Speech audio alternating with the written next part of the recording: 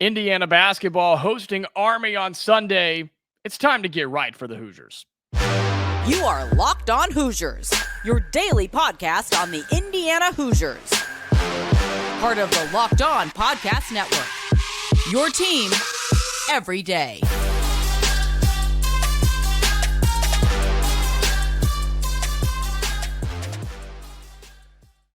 What's going on? Welcome into the Locked On Hoosiers podcast. I'm your host, Jacob Goins. I appreciate you making Locked On Hoosiers your first listen each and every day. Part of the Locked On Podcast Network, which is your team every day. Today's episode is brought to you by Jase Medical. Empower yourself when you purchase a Jase case, providing you with a personal supply of 5 antibiotics that treat 50 plus infections. Get yours today at jasemedical.com. That's JASE medical.com. Indiana hosting Army on Sunday there in Assembly Hall, and it's time to get right for the Hoosiers, right? You messed around in game one. You let Florida Gulf Coast hang around. You did get the win 69-63, but that was a pretty good Florida Gulf Coast team. Okay, they're picked to finish second in their conference. They're probably going to be threatening to make the NCAA tournament as an automatic bid. That's a pretty good Florida Gulf Coast team. You're welcoming in an Army team on Sunday to Assembly Hall. They're not a good team, okay? They're 0-2 so far this season. 0-1 on the road. According to ESPN's matchup predictor, the Hoosiers have almost a 95% chance to win this basketball game. And rightfully so. I mean, this game is not going to be particularly tough for Indiana. I think this is a game where talent alone is going to get the Hoosiers through it. Good coaching alone is probably going to get you through it, which means this is a time for Indiana to get right. We saw in the first game of the year, half-court offense was bad, and we're going to get to that in just a little bit. But just overall, the defense and the team play just wasn't what you wanted it to be coming out of game one. And I think a lot of that had to do with the slow start and the fact that it was 28-26 at the half for Indiana over Florida Gulf Coast. And it took a big second half for you to pull away, and still they were in the ball game the whole time. I look for Indiana on a Sunday afternoon. I expect Assembly Hall to be full. It'll be a Sunday afternoon evening game there in Bloomington. I expect Assembly Hall to be full on Sunday, and I expect the crowd participation to be a little bit better because I think the product on the floor is going to be better in this game. I'm hoping that you have shook off the game one jitters, and we did an episode on that here on Locked On Hoosiers. And I think if you take those things away, you have a chance to work on some things, especially against an Army team. They're not good. Okay. They're just not a good basketball team. They're not a basketball program by any means. You have a chance to work on a lot of things. So let's start with the defense for Indiana. Army's not going to shoot it lights out. They're not. They average 55 points a game. They shoot 38% from the field, and they give up so far in 2 games, 71 points. So they're not going to do anything crazy. Indiana has to find this as a game to where you can work on your communication, work on your rotations, maybe even work in some different defensive rotations and styles, if you will. Maybe less man-to-man and maybe play some 2-3 zone, or maybe play a trap, or whatever you want to do to work on some things and see what works and what doesn't, because it's game 2 of the season. And I just don't think that Army's going to pose all that big of a threat, especially from behind the arc, something that Florida Gulf Coast did so well. You have a chance to work on that. I expect and look for Indiana to make a bunch of turnovers against Army, force a bunch of turnovers. That's the word we're looking for.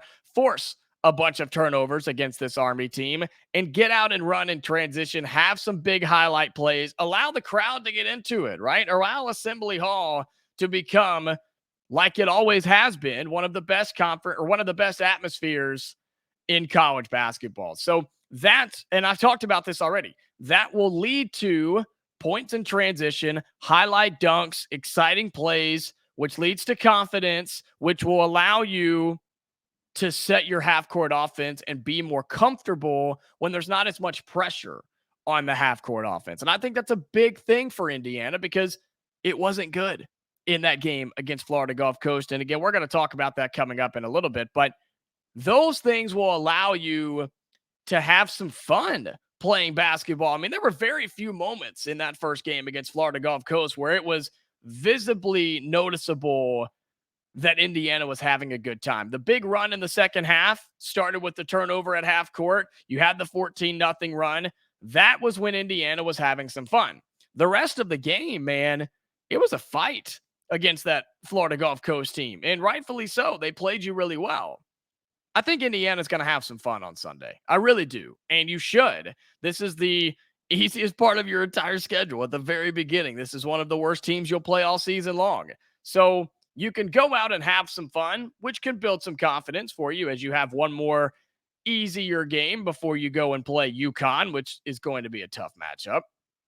But don't get lost in a team that's not as good as you or less talented than you or doesn't have the coaching that you do, because it's very easy, in my opinion, in college sports in general, but in this instance in college basketball, where I think the talent differential is so big, it's really easy for a team to go into a game like this and just go through the motions, right? Play your 40 minutes, get your 20, 25-point win, and move on and never think about it again. I don't want Indiana to do that because you don't gain anything in that. Remember, it's like we talk about in football all the time when some of the big names, like if Ohio State or Alabama or Clemson are playing New Mexico State, you don't get a whole lot out of that, but the really good programs do. They teach and they train and they learn from games like that, even when you win a lot to a little. Same thing can carry over for Indiana basketball against Army on Sunday. Indiana and head coach Mike Woodson can use this opportunity to teach and learn and train up freshmen like Mackenzie and Mgbako, who did not have a great performance in game one, pretty underwhelming if you ask me. And also find some new rotations and maybe find new guys in new roles that you didn't play in game one, because if you just play halfway decent basketball, Indiana's supposed to win on Sunday. So use this as a learning moment, and it's a time to get right for Indiana basketball on Sunday when they host Army at Assembly Hall. Coming up here on the show, we're going to talk about that half-court offense and how Indiana can fix it. Who can be the guy for Indiana this season, or even just in this game, to get the offense rolling in the half-court? We'll talk about that coming up on Locked On Hoosiers. Today's episode is brought to you by eBay Motors. eBay Motors is super easy. Passion, drive, and patience. What brings home the winning trophy is also what keeps your ride or die alive. eBay Motors has everything you need to maintain your vehicle and level it up to peak performance, from superchargers, roof racks, exhaust kits, LED headlights, and more. Whether you're into speed, power, or style, eBay Motors has got you covered. I love eBay. I'm an eBayer myself. I use it every day. In eBay Motors, I bought a few things on there. It's the way to go. With over 122 million parts for your number one ride or die, you'll always find exactly what you're looking for. And with eBay Guaranteed Fit, your part is guaranteed to fit your ride every time, or your money back. Because with eBay Motors, you're burning rubber, not cash. With all the parts you need at the prices you want, it's easy to turn your car into the MVP and bring home that win. Keep your ride or die alive at ebaymotors.com. That's ebaymotors.com. Eligible items only. Exclusions apply. eBay Guaranteed Fit only available to U.S. customers. Well, the half-court offense for Indiana basketball in game one was not a pretty sight. And I saw a lot of you in comments and reactions to my show and just the game in general on Twitter, or X is what we're calling it now. A lot of you were concerned, right? And rightfully so, because of the lack of production from the half-court offense. And you almost want to just look at the roster and say, why is Indiana having struggles? Why did they struggle in game one? I guess we can't say they're having struggles. We're only one game in. But why did they have struggles in the first game? Because you look at the players on this team and how we think and how good we think they're going to be, and you would think that wouldn't be an issue with somebody like Xavier Johnson, who's running your offense. He should be able to orchestrate and move guys how he wants them and almost fool the defense into going one way and then running the play the other way. I expect him to do that more, whether it be leading breaks in transition or setting up the offense, or sometimes even playing individual basketball, single-handed basketball. I know I don't like that, but at times you have to. And maybe that's the spark sometimes that Indiana is going to need on offense, especially in the half court. Maybe it is Xavier Johnson just making a play and doing his thing. But you got to get it to your playmakers, man. You got to get it to Trey Galloway. You got to get it to Kel'el Ware. Two guys that are tall, lengthy, can make layups, make dunks, get to the free throw line.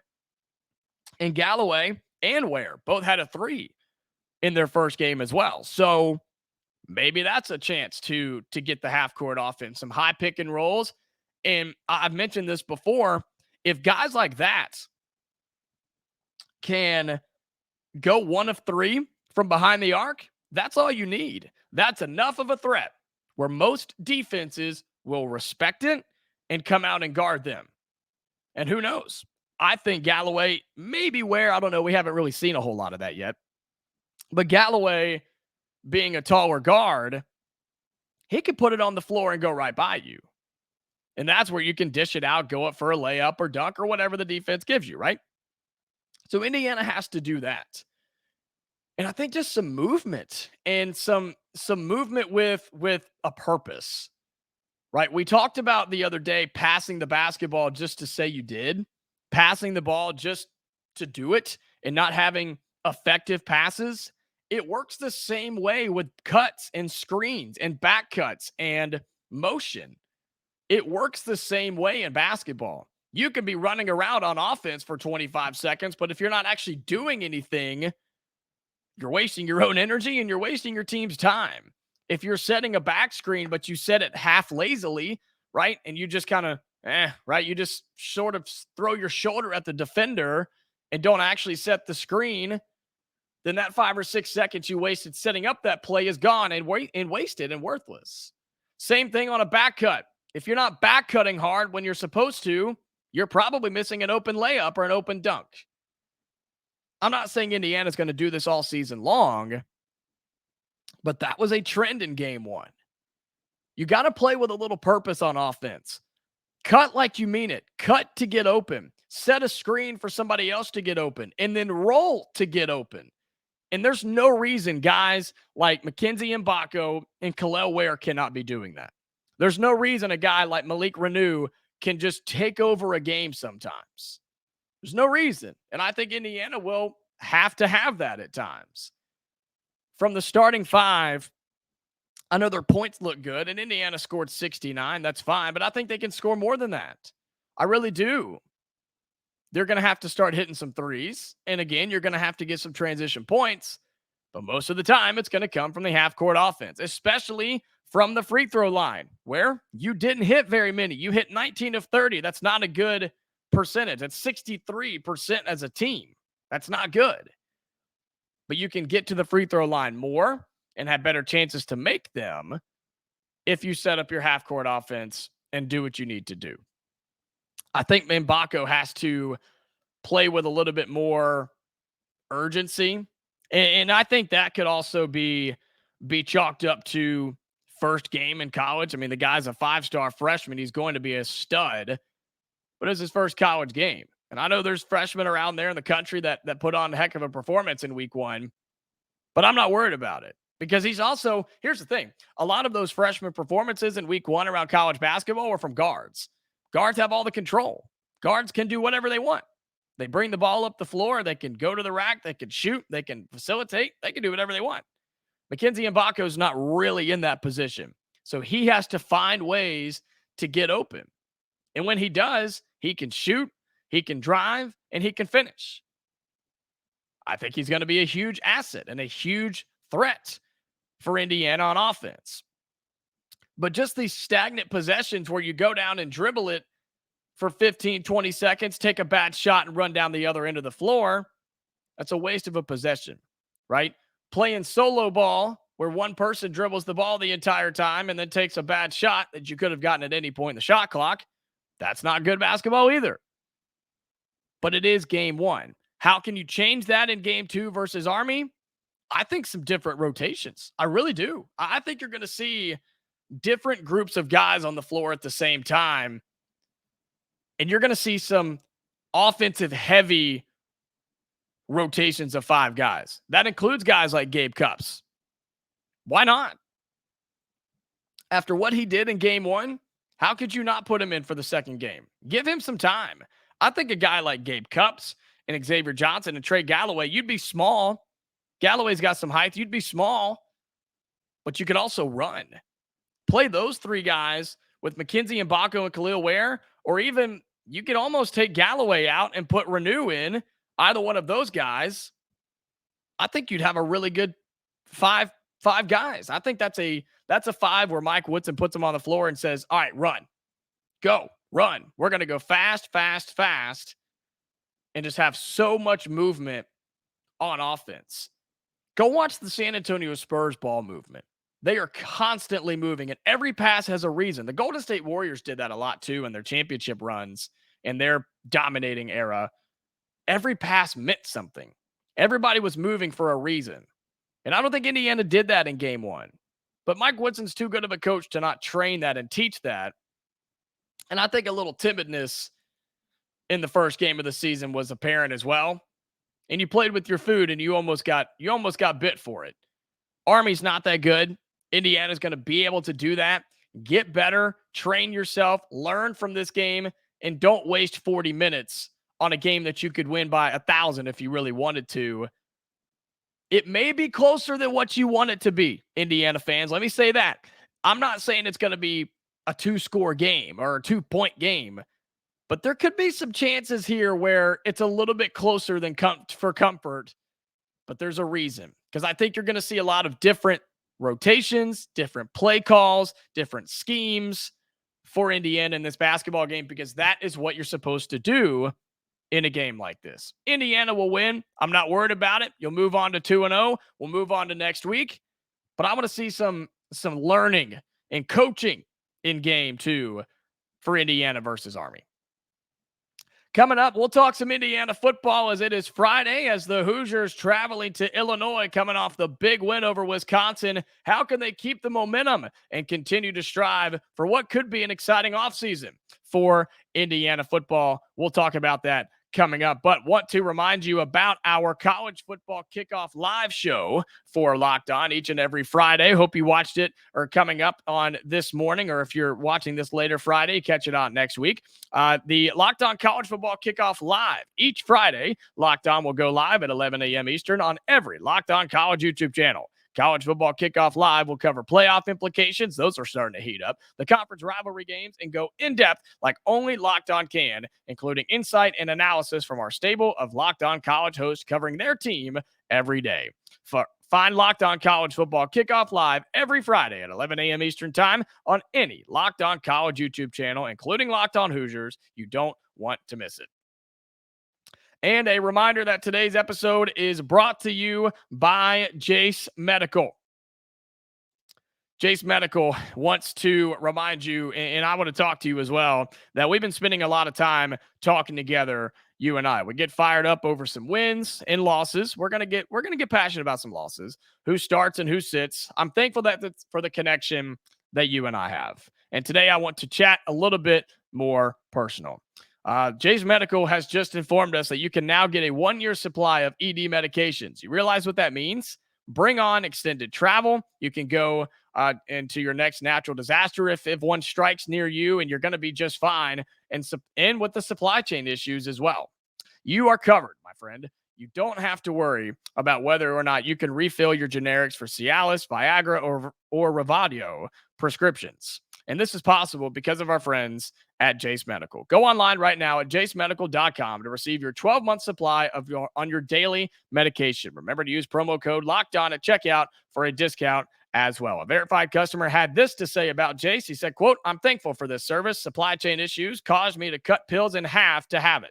I ordered most of my daily meds for the year's supply. I also ordered my antibiotic kit. I feel secure now. Prices are lower than local pharmacies. I highly recommend this for everyone. If you or someone you love would would get some peace of mind by having a year's supply of any daily med, go to jasemedical.com to see if it's offered for you. That's JASE medical.com. Remember to use promo code LOCKEDON for $20 off your purchase. Indiana football traveling to Illinois to take on the Fighting Illini on Saturday. And I know it's basketball season, but football season is still happening. And coming off of that 20-14 win for the Hoosiers, how can they build some momentum? We've talked about this over the last couple of weeks, and you played Penn State close. You built off of that. You beat Wisconsin. I know it wasn't pretty by any means, but you did win the football game. How can Indiana go on the road and win in the Big Ten, something they have not done all season long? It's been a while since Indiana has won a conference road game. So how can they do that, right? Indiana 3-6, Rutgers 4-5, and Illinois favored by 6.5. Let me say that again. Indiana is 3-6. Illinois is 4-5, and the Fighting Illini favored by almost a touchdown. Once again, I think it's going to be close. I really do. I think it's going to be a close game. I think Tom Allen is a good coach. I think he's doing the right things, and it's crazy that Brett Bielema is still the coach at Illinois. The guy's been all over the place, it seems like, in college football. But look, this is not a great Illinois team. They're 4-5. They do have 2 conference wins, so give them credit where it's due, I guess. But you're not playing a great team. You're not playing a Wisconsin. You're not playing a Penn State or a Michigan or Ohio State. Look at some of their games this year. They started out with a 2-point win over Toledo in the season opener.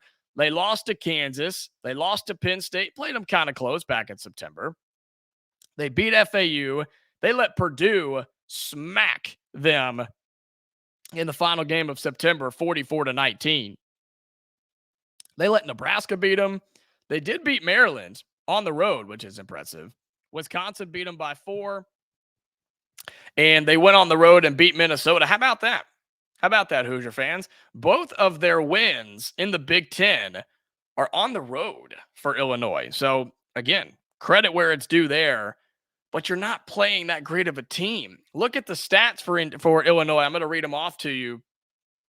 Their starting quarterback, Luke Altmaier, I think he's a well-known quarterback. He is somebody that a lot of people know in college football. He 175 completions on 270 attempts for 1,800 yards, 64%, almost 65% completion percentage, 13 touchdowns, but he has 10 interceptions, and he's been sacked 34 times.